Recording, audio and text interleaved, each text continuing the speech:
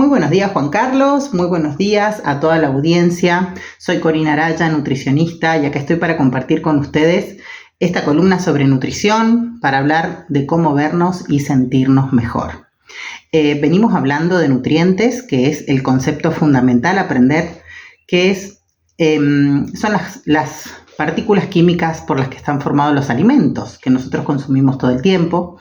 Los nutrientes son los hidratos de carbono, las proteínas, las grasas, las vitaminas, los minerales, el agua y la fibra también está dentro de estos nutrientes esenciales.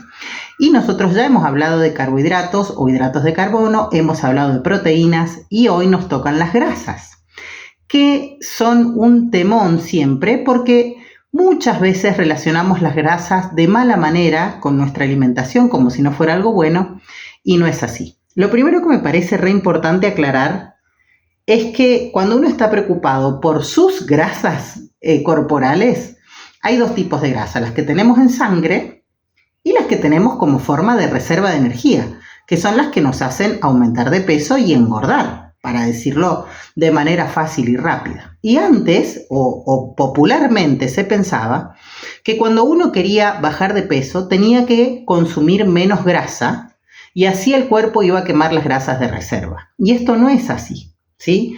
Si nosotros tenemos exceso de grasa en el cuerpo y queremos quemar esa grasa corporal, tenemos que hacer un plan alimentario de bajas calorías, consumir menos calorías de las que gastamos y así nuestro cuerpo va a quemar sus grasas de reserva. Y dentro de ese consumo van a haber hidratos de carbono, proteínas, grasas, vitaminas y minerales. No es que no hay que consumir grasas para bajar de peso. Porque por otro lado, nosotros también podemos engordar o subir de peso o formar grasa, aunque no las consumamos, porque nuestro cuerpo va a formar grasa cuando se exceden calorías, aunque esas calorías vengan del azúcar o de las proteínas. Así que no hay que relacionar el consumo de grasa directamente con el aumento de grasa corporal, ¿sí? Sí tiene más relación las grasas de la sangre, o sea, el colesterol y los triglicéridos. Esas grasas que están en la sangre sí tienen más relación con el consumo de grasas en nuestra alimentación.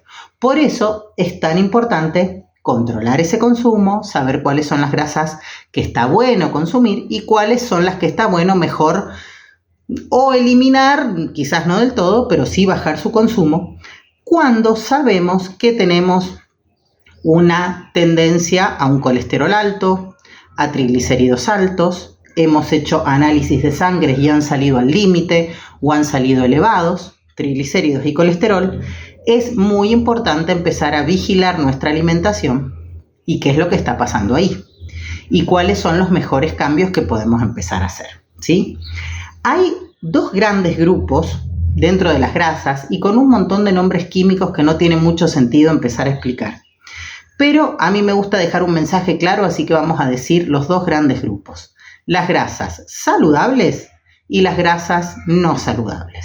O sea, la que está bueno que aumentemos su consumo y la que está bueno que disminuyamos su consumo. Y ahí ya vamos a tener muchísimo avance en nuestra salud y vamos a ayudar bastante a que el colesterol, si está en exceso en sangre, baje. El colesterol que se le llama malo, está bueno que baje cuando está en exceso en sangre. Y el colesterol que se le llama bueno, está bueno que aumente. Entonces, es bueno saber qué alimentos conviene utilizar para lograr esto. ¿Por qué esto es importante? Porque disminuir el colesterol malo en sangre baja el riesgo de enfermedades cardiovasculares y el aumentar el colesterol bueno también disminuye el riesgo de enfermedades cardiovasculares. Por eso tiene bastante sentido prestar atención. ¿Cuáles son las grasas no saludables? Justamente las que tienen este efecto. Aumentan el colesterol malo y disminuyen el colesterol bueno en sangre. Entonces, justamente tenemos que saber bien cuáles son.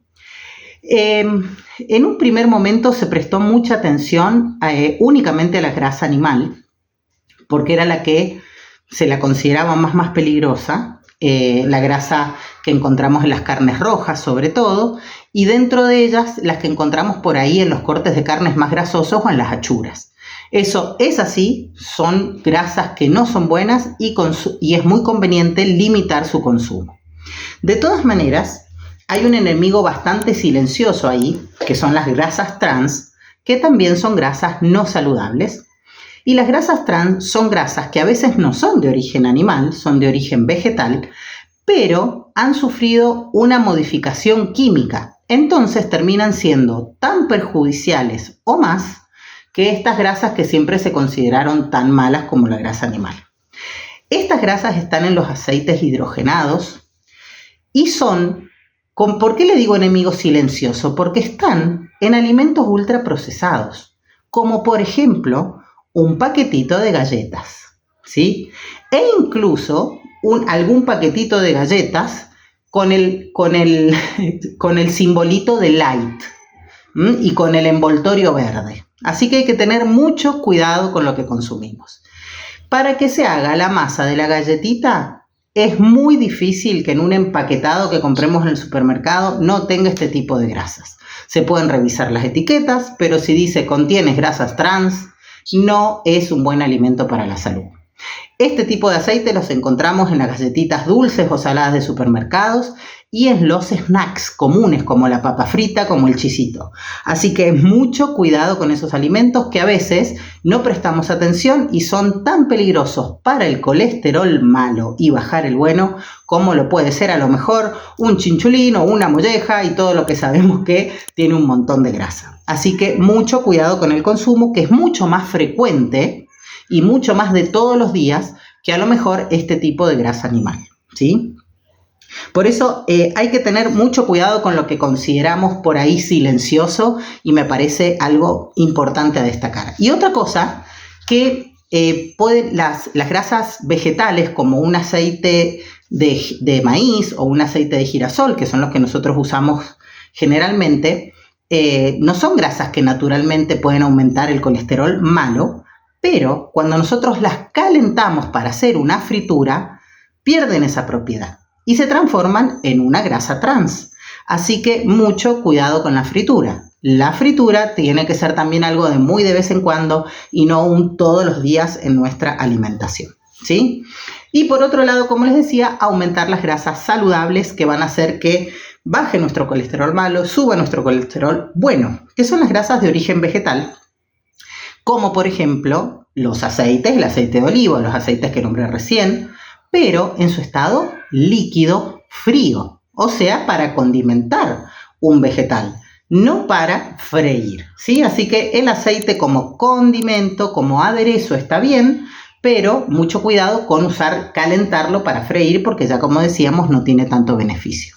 Y es muy buena también la grasa de origen vegetal en crudo, como la trae la naturaleza, que la encontramos en las paltas y en los frutos secos.